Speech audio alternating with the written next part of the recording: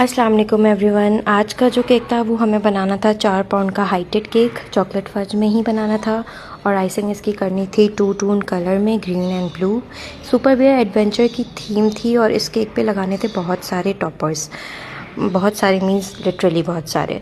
और मुझे जो है कस्टमर ने सैम्पल पिक्चर शो करी थी, उन्हें बिल्कुल सेम वैसे ही टॉपर्स चाहिए थे और उन्होंने कुछ एक आध एक्स्ट्रा भी ऐड करवाए थे इसमें। तो ये केक जो है सिंपल सा था, बस 2 टोन कलर क्रीम में था और इसको बस पूरे ही केक को जो है टॉपर्स में कवर करना था।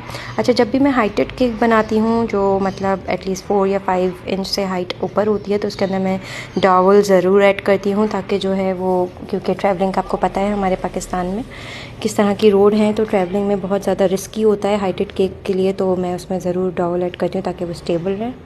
बाकी ये थी इस केक की final look. I hope you like it. अल्लाह हाफ़िज़, थैंक यू।